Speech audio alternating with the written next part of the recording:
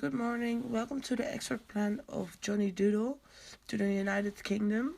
This project is made by Sari, Levi, Hope, and Julia. The company. Johnny Doodle is a chocolate brand of the candy store, previously known as Weber Chocolate. Weber Chocolate was founded in 1912 in the Netherlands.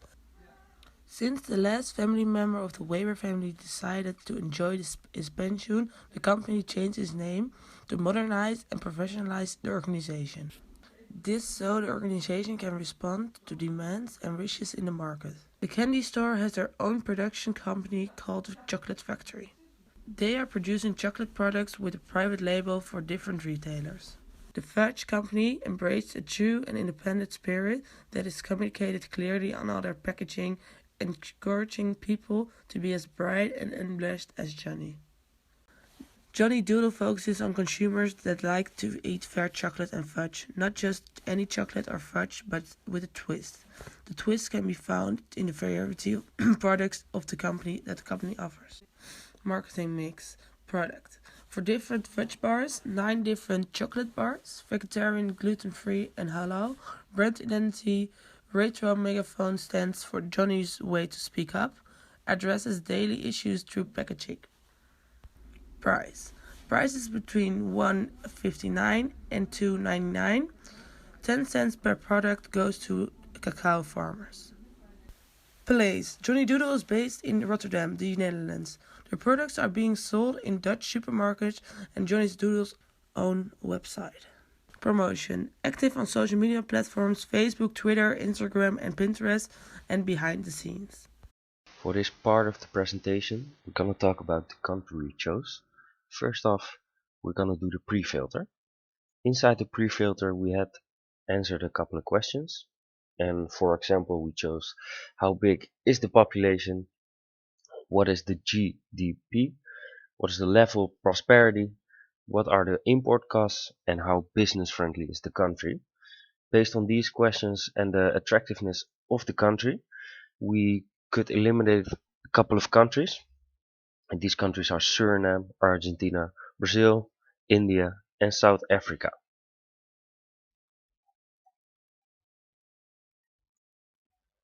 Continuing from the pre-filter to the raw filter. In the raw filter, we have 15 remaining foreign markets to invest, and on these 15 markets, we must choose the most attractive ones. Based on the following criteria, we will do this. First off, the transport cost. This is one of the major criteria to choose a country. Next to this, we have 4 other criteria: import restrictions, political environment, risk of calamities, and chocolate consumption. And based on all these 5 criteria, we have 3 countries left, from which we can choose.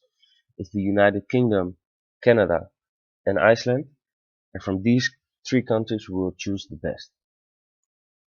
Based on the 3 countries which are very attractive for Johnny Doodle to export, these 3 countries are United Kingdom, Canada, and Iceland. We chose the best country, which is the United Kingdom. Why we chose the United Kingdom will be easier for us to explain. According to the MABA, in this MABA we had several criteria depending on what is the market attractiveness and what is the business attractiveness.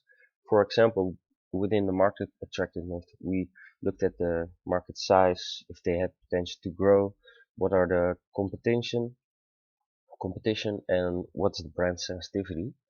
For business attractiveness, to get a good view of the market, we talked about brand positioning, distribution options, and image. And all these fact criteria will explain why the United Kingdom is very attractive for Johnny Doodle to export to. In the next slide, we will talk about it. But first, I would like to explain why we chose to do the United Kingdom. Because we had an assignment to export outside the UK, outside Europe, and the reason why we chose the United Kingdom is because they had the Brexit, of course, and they are planning to leave on March 29th in 2019. And since we have more time to invest about why we want to go to the United Kingdom and how we're gonna do that, we'll need more time. And March in 2019 will give us enough time to prepare it in the right way. To clarify why we chose the United Kingdom, we will use a MABA analysis, and in this MABA analysis we will put the two other options, which are Canada and Iceland. And if you look at the chart, you will see that both the market attractiveness as the business attractiveness is the reason why the United Kingdom is on top, and this is the real easy choice for us to make. So this is why we chose the United Kingdom. And if you want to have more information about this, you could read the plan for more statistics about our 20 countries, the rough filter, the pre-filter, and why we chose the United Kingdom. So I will be talking about the market entry risks. So after conducting a full external analysis with the filters and the MABA analysis, we've also done a micro-analysis researching the trends and developments regarding the United Kingdom, and we've also conducted a meso-analysis including the market entry risks. So there are four types of risks, which are operational risks, financial risks, and strategic and hazard risks. So there is no operational risk for Johnny Doodle in the United Kingdom because they are not establishing their product over there. Then financial risks. It's expensive for a company to export their product to another country, and then also the Brexit. So because it's expensive for a company to export their product to another country, this is the highest risk for Johnny Doodle. And to keep the shipping cost per unit low, it is necessary to ship multiple units each time, and to cover these shipping costs, the products of course need to be sold. So if the exported products are not sold, this will mean that Johnny Doodle will face some serious financial loss. Then the Brexit. Um, the second financial risk could be the economic uncertainty that's created by Brexit. It's expected that the Brexit will have an impact on sales of the chocolate confectionery market, and consumers could face some decline in their income levels, and the inflation will also rise. So this will also have a negative impact on Johnny Doodle's sales forecast. Then the sales strategic risks. Strategic risk. Currently in the United Kingdom can import from anywhere in Europe without tariffs. But with the Brexit already happening, countries that have deep trade ties to the United Kingdom are the most vulnerable to immediate economic impact when the UK will finally leave the EU. So amongst others, the Netherlands exports more than they import from the United Kingdom, and so it will have an impact on the Dutch economy, and therefore it is a strategic risk for Johnny Doodle. Then last but not least, the hazard risk. The threat of hazard risk in the United Kingdom is not higher than it is here in the Netherlands for Johnny Doodle. So employees could get sick or injured, but these risks are always present. And the UK is not prone to natural disasters. However, occasionally disasters happen, such as floodings, fires, weather emergencies, etc. These occasional disasters would not have an impact on Johnny Doodle's business. SWOT analysis. From all the research that we've done, we've drawn up a SWOT analysis which you can see on the slide. The strengths and weaknesses belong to the company, and the opportunities and threats are coming from the macro and meso analysis. So strengths. Beans are from Johnny Doodle's own cacao corporation in Ghana, and this enables the company to really know where their products are from. And then the candy store is over 100 years in business, in the chocolate business. So the candy store is Johnny Doodle's mother company, and because of this 100 years in business, they have a lot of experience, which is really beneficial for Johnny Doodle's growth. Then there's plenty of room to expand the business through different channels other than supermarkets. And 10 cents of every bar that has been sold will go to the corporation. Weaknesses. The website gives little information about the brand and products. Also, the wrapping gives little information about the brand or products and other products, and not every product of Johnny Doodle is available in every supermarket. Then opportunities. Fair trade and direct trade becomes a desirable factor of a product. So consumers really feel that this is something they are looking positive towards, and by really using this on the products, it is something that will hopefully persuade consumers to buy the products of John Doodle. And despite the Brexit, the chocolate confectionery market is expected to grow with max 2%. So there's still some room to really grow. It's not a lot, but there's still, expected, like the forecast of growing of the confectionery market. Then threats is also the Brexit. There's so much uncertainty about this that we don't know what is going to happen with trade, with living circumstances. People are really feeling uncertain about, probably their whole life. So this is something that's really a threat also for Johnny Doodle because of the business side of the Brexit. Then the health and wellness trend, like even though this is a positive trend amongst like the population of the United Kingdom, this might not be such of a positive trend for Jenny Doodle since it's chocolate. However, they do have some um, products that are not really that bad, but it is chocolate and people really have a perception of chocolate as being an unhealthy snack. Then another threat is of course the strong United Kingdom competition, such as Mars and Mondelez, that owns the Cadbury brand. So from the SWOT analysis, we've also drawn up the confrontation matrix. If you want to see this, I would definitely suggest you would read our report. So from these two matrices, we have drawn up strategic options that are options which John Doodle can try to pursue. So option 0 is that John Doodle is not going to export to another country and does what they are already doing. They are now really focusing on product leadership and they are focusing on selling the best quality products in the Netherlands.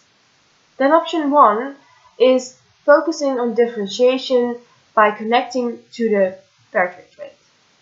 So the company is really focusing on qualitative and honest products. By cooperating with farmers in Ghana and investing in them, Johnny Doodle is really a fair trade company.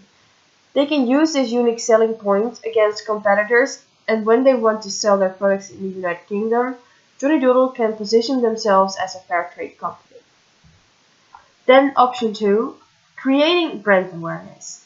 The chocolate confectionery market in the United Kingdom is very big, and there are some strong competitors who already have more brand awareness compared to Johnny Doodle, of course. So since Johnny Doodle will be new in the United Kingdom, they are lagging behind competitors. So Johnny Doodle needs to find a solution to create its brand awareness. In the following part, Julia will elaborate on our advice for Johnny Doodle. In the previous chapter, the different strategy options have been elaborated. For the company, we would advise option 0. This because Johnny Doodle still has a lot of growth forecast in the Netherlands. The brand awareness isn't that big yet and the products are not sold everywhere.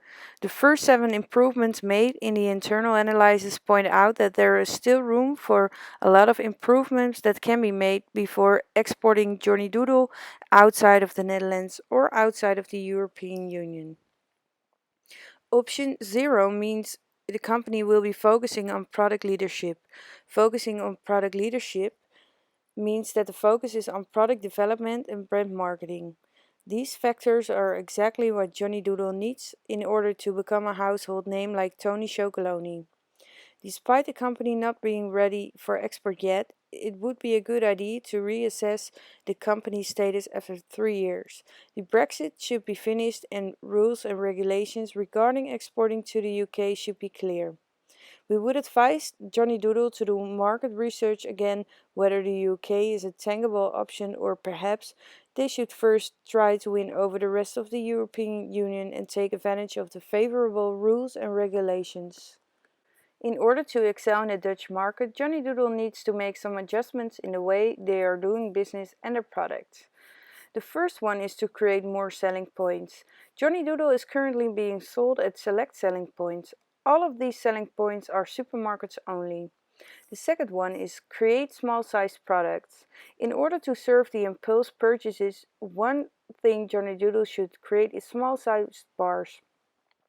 These small-sized products can be put on the counters of stores and can be offered at the Albert Heijn to-go shops and at other on-to-go stores located at stations and airports. The third one is to set goals regarding the sales of multiple products at selling points. Selling points need to have at least 4 different bars of chocolate in their assortment in order to reach the long-term goal.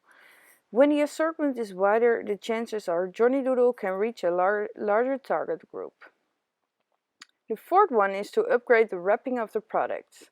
Upgrading the wrapping of the products with more information about the products will attract consumers to buy the product when they have more positive knowledge about it. The fifth one is to improve website with more information about the products and the Ghana cooperation. Use storytelling about, for example, the growers that work for the Ghana cooperation in order to build the brand. When consumers know more about the product and the story behind the brand, it will create a positive brand experience. The sixth one is to improve the social media management. The posts that the company is currently uploading are the same on Facebook and Instagram. Therefore, there's no added value for the consumers to follow both channels since the content is exactly the same. The seventh and the last one is for Johnny Doodle to seem. Johnny Doodle seems to have multiple slogans at the moment, which are "Home is where the fudge is," "Chocolate is the answer no matter what the question is," and "Salty but it's fudgy." This could be perceived as confusing and therefore the company should choose one or change it that covers both products. To see how the new strategy can be done, we've made an implementation plan. At first, we will look at the export market entry. If Johnny Doodle will follow the advice, the company will not enter a new market right now. Therefore, the way of distribution will stay the same, which is a direct distribution. However, when a company decides in a couple years to export abroad, it is advisable to distribute indirectly. It is then also smart to enter the market with non-equity modes. This way, the company doesn't have to invest in facilities and doesn't have to start joint ventures with other competitors. In the Netherlands, the partners will stay the same as well, which is Pervasco BV located in Rotterdam, the Netherlands. They are a family company that is founded in 1992. They are also specialized in marketing and sales of confectionery. Their brands are Napoleon, Dr. Tom's, Enterflu and Lemco, but they are also representing Johnny Doodle. The distribution for the selling points where Johnny Doodle will distribute to will stay the same in the Netherlands. In new selling points, it is important to check if there are some similar already as existing selling points that Johnny Doodle can compare with. The trade partners will also stay the same, and that is the cacao cooperation in Ghana. This will not change if the company decides to export to other countries in the future. This is one of the unique selling points of the company and they shouldn't push that off. In our advice, we've made a marketing plan so we can see how Johnny Doodle is gonna make a household name in the Netherlands. At first, we will start with the 4 P's, but since 2 P's of product and price will stay the same for the Netherlands, we will only describe the place and promotion. At first, the place. Beside the current selling points, Johnny Doodle will be available in on-to-go locations such as airports, train and metro stations. For the promotions, we have 3 things. At first, the ambassadors. Johnny Doodle will start pursuing partnerships with vloggers who will post videos on YouTube and post on social media such as Instagram. Whenever the company launches a new product, they will send promotional material to their partners. The vloggers can make a video about that, and we will create brand awareness. The second one is sampling. Small sized bars will be handed out as samples at different busy train stations around 4 p.m. With this sample, passerbys will also receive a coupon with which they can receive 20% off their Johnny Doodle purchase. They can hand in the coupon at Rotterdam, Utrecht, and Amsterdam Central Station where the samples are handed out. The second one is advertising on the streets. Johnny Doodle will do some outdoor advertising like abris and advertise trams running through Amsterdam and Rotterdam. Outdoor advertising is a medium that provides advertising stage in public place to create more brand awareness in a short period of time. After the 4 P's, we go on to the 4 C's. The first one is customer solution. This one is indulging in a fair trade unique chocolate bar. The next one is cost to consumer. The consumer knows that they are purchasing a chocolate bar that is sustainable and that the farmers have good working conditions. The third one is convenience. The products of Johnny Doodle will be available in all the known supermarkets and is available on places that they visit regularly when traveling to work or, for example, to university. The last one is communication. Consumers can interact with Johnny Doodle on low threshold social media channels and through their website. There will be more stories about the farmers on the wrapping, but also on the website and social media. Numbers of how the 10 cents that are donated to the Ghana Cacao Corporation are being spent in the corporation will be published and posted online. Besides that, Johnny Doodle will start partnerships with bloggers and vloggers that are from or living in Rotterdam, the hometown of the brand. They have been in a partnership with vlogger Bibi Breiman, and they should definitely send her the new products whenever they launch again. People like Bibi Breiman have many followers.